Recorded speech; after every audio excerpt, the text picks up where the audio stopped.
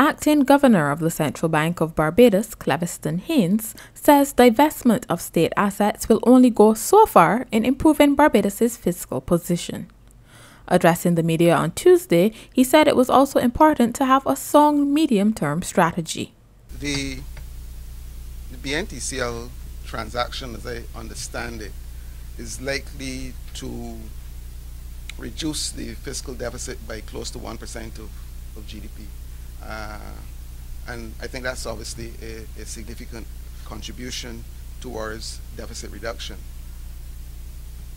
There are other projects which I think the government is contemplating.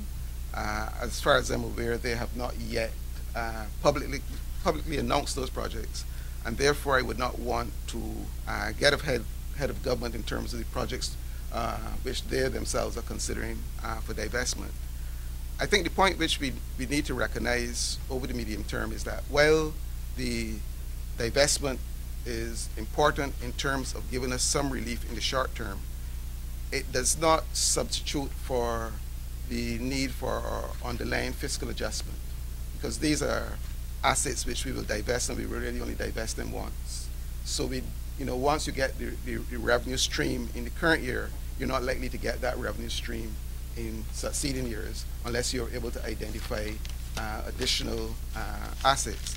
So therefore, important as the asset sales are in the current year to strengthening the foreign exchange position and to give us some sort of maneuverability in terms of the financing of the existing deficit, we have to look at a more medium-term strategy which addresses the overall size of the fiscal imbalance.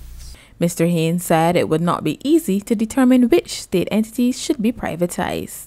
I think we face a major economic challenge in terms of the fiscal, where some state enterprises are obviously placing significant demands, financing pressure on the government itself.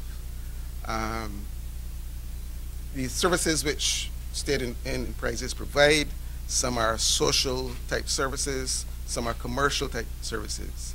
It is perhaps easier to look at those which are commercial in nature, those entities which have revenue streams and which could therefore be more easily provided by the private sector, to see whether or not those type of services can be privatized, and if they're privatized, what type of regulatory regime may need to accompany them, because their presence as public assets is because there's some social purpose that they are intended to serve.